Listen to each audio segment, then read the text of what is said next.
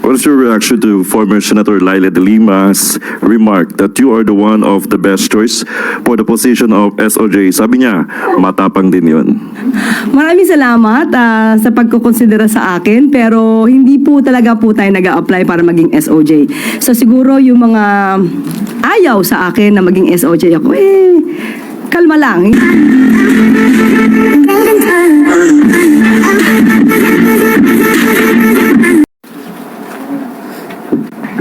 Maraming salamat po, OCD Spokes, Junie Castillo, NDA ASEC, Arnel de Mesa. Maraming salamat po. At maaari na po akong tumanggap ng inyong mga katanungan. Sunod na tanong mula kay Maricel Halili, TV5.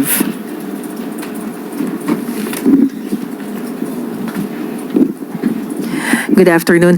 Ma'am, former Solgen Hilbay mentioned that there's no need to have another law if the purpose is to ensure independence of the Independent Commission for Infrastructure and to add more power.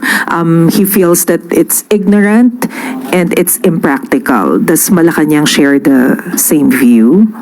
Doon po siguro sa sinasabi niya na hindi kakailanganin pa ng another ng batas to create another independent commission to investigate the anomalous flood control projects.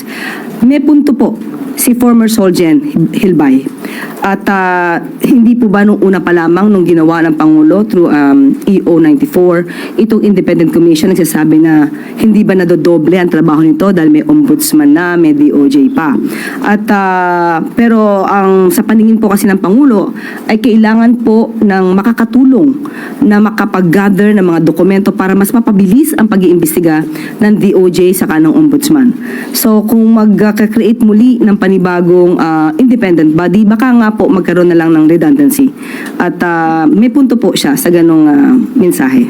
So does it mean that Malacanang does not support yung proposal for an independent People's Commission? Depende po yan. Kung ano po ang nailagay sa bill at ito'y aaraling mabuti at kung ito'y maipapasa naman nila sa batas, wala naman po magagawa ang Pangulo dyan dahil yan naman po ang trabaho ng mga mababatas natin, magpasa ng batas. Sunod na tanong mula kay Ivy Reyes, Bilyonaryo.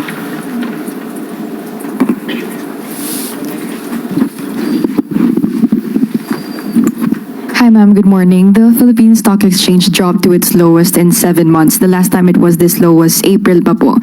And last month on October 2, BDO Capital also weighed in on the PSE's performance and said that the downside risk is really, and I quote, more on the political front because our corporates are doing well. Is Malacanang still positive that we've restored investor confidence? Sa ngayon po, nakita po natin, ilang oras lamang ay sinasabi nag-stabilize rin po ang value ng ating peso. So, confident pa rin po na ito ay malalagpasan ng ating gobyerno. Unang-una po dahil nandyan din po ang mga tulong ng BPOs, nandyan din po ang tulong ng OFWs, ang tourism, pati po yung fast sa economic growth natin. At meron siguro mga panapanahon na nangyayari mga ganito. Pero ibibigay ko po ang detalye nito kapag ka po naibigay na po ang mensahe at komento ni Secretary Frederick Go at ng DBM, ng DOF at ni DepDev. Bibigyan ko po kayo ng pinakadetalye patungkol po dito. Sunod na tanong mula kay Clizel Pardilla, PTV. Good morning po, Yusek. Yusek, what are the instructions of President po to the ICT and other government agencies on cyber attacks expected to stage po on November 5? Yes, opo, nababalitaan po natin yan at mismo si Secretary Henry Aguda na po ang ating kinausap at nagbigay po siya ng kanyang mensahe. Ito po ang sinabi ni Secretary Henry Aguda ng DICT. The President directed DICT and all cyber teams in government to be vigilant and prepare for the November 5 possible DDoS attacks. DICT has activated Oplan Cyber Dome to ensure that all digital services of the government as well as privately operated critical information infrastructure such as banks, telcos, hospitals, etc. are also protected and ready to respond to any DDoS attacks. The public is assured that the government and the private sectors are working hand in hand to ensure all digital services are available and secure. So yan po ang mensahe ni Secretary Aguda at yan po ang pinaka-direktiba ng Pangulo sa nasabing ahensya. Ma'am, follow up. May mga group na rin po ba na tinitingnan yung DICT na magjo-join at ano po yung posibleng kaharapin ng mga group na gagawa po ng traffic flood? Sa ngayon, wala pa po sa atin na ibigay na pinakadetalye at siguro manatili muna ito na hindi mo na ipaalam para hindi naman magkaroon ng yung kanilang magiging trabaho makita na agad ng mga nagnanais na gumumbala at sumira no sa maaaring gawin sa ating gobyerno. Okay. Ma'am, tama no, yung mga online services posibleng maapektahan pero people can still go directly sa mga agencies for in-person services. Yes, opo. Yan naman po ang assurance ng DICT. Sunod na tanong mula kay Tristan Nadalo, Newswatch Plus. Hi, Yusek. Good afternoon. Yusek, the House of Representatives is set to investigate the Manila Bay Dolomite Beach project on November 17. Lawmakers want to find out whether the artificial beach has contributed to the massive flooding in the capital city or nasunod po ba yung Manila Bay Rehabilitation Plan. Does Malacanang support this kind of congressional move to look into the Dolomite Beach project?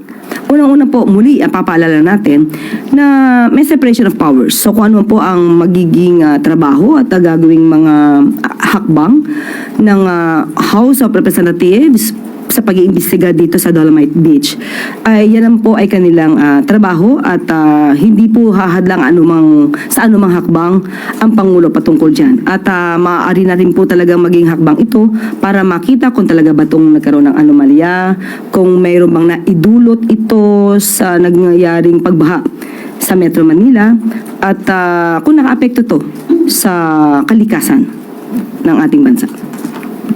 And follow-up lang din po doon sa Dolomite, while it is a congressional initiative po, no, yung multi-million peso project was implemented during the Duterte administration. Some saying it's around 300 to 500 million peso ang nagastos. So may mga initial reaction na po na it could be politically motivated, aimed at putting the blame again on the Dutertes para po mapagtakpan daw yung flood control corruption. Hindi naman po ibig sabihin na kapag ka po iniimbestigahan ng mga proyekto na nakaraang administrasyon, ito'y pamumulitika lamang. Ibig po sabihin kapag pinaiimbestigahan ang nakaraan proyekto na naganap o nagawa ng nakaraang administrasyon, dapat hindi na ito paimbestigahan dahil otherwise it will be considered as politicizing. Parang hindi naman po yata tama yun. Ibig sabihin po nun, kapag hindi na ginalaw o inalam ang nangyari noong nakaraang administrasyon, parang libre na po lahat ang kanilang ginawa. So tama naman po ito. Pero muli, ang sabi ng Pangulo at ang administrasyong ito, hindi po sila makikialam kung ano po ang ginagawa ng mga mambabatas natin sa kanilang pag-iimbestiga. Thank you po, Yusek. Huling tanong mula kay Bella Carriazo, Philippine Star. Good afternoon. Ma'am, yung sa pagbaba ng peso naman, although na-mention niyo na rin na in-expect nyo na mag-improve, pero considering ma'am nasa holiday season tayo and expect natin na mas maraming mga OFWs na magpadala, so hindi ba alarming yung na-breach na niya yung 59 level despite nga yung efforts ng government na i-boost yung confidence para sa mga investors natin? Muli, sabi nga po natin, ang detalyin po ay ibibigay po natin kay Secretary Go or sa DepDev at sa DOF. At hindi po ako maaari makapag-speculate dahil mas may alam po ang nasabi kong mga ahensya. But still, ano pa lang po ngayon, October. So, malayo pa po ang Kapaskuhan at magiging maganda naman po siguro ang mga remittances mula sa ating mga OFWs at yung ano magiging negosyo na darating na Pasko. Ma'am, balikan ko lang po yung Dolomite Beach. Meron po ba kayong categorical answer na hindi ang Malacanang behind? Kasi for sure ang mga pro Duterte magsasabi na Malacanang ang behind dito sa effort na imbestigahan nitong Dolomite Beach. Bago sila magsalita niyan, patunayan muna nila na ang Pangulo ang behind dito sa Dolomite Beach probe. Kasi kung wala at nag-speculate lang tayo na sasabihin nila na ang Pangulo ang behind dito, hindi naman po yun makatwiran. At unfair naman po yan sa Pangulo. So patunayan muna nila na ang Pangulo ang behind dito. Pahabol na tanong po mula kay Christian Bascones, PRTV.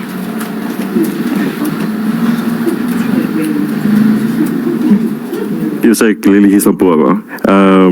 What is your reaction to former Senator Laila de Lima's remark that you are the one of the best choice for the position of SOJ? Sabi niya, matapang din yun. Maraming salamat sa pagkukonsidera sa akin, pero hindi po talaga po tayo nag-a-apply para maging SOJ. So siguro yung mga ayaw sa akin na maging SOJ ako, kalma lang, hindi po tayo nag-a-apply para dyan. So yun po, para mas maliwanag. Pero maraming salamat po kay Congressman Laila de Lima for saying those kind words. Salamat po. Huling tanong mula kay Vance Fernandez, Police Files. Yes, ma'am. Good afternoon. As the current motion of the government, its persecution against corruption and ghost projects, its present efforts as such is tell a statement. Is this the best the administration can do? Is the government anywhere near its actual potential promise to the Filipino people? How much more assurance can the administration still offer before the pressure of the people to do something finally boil over?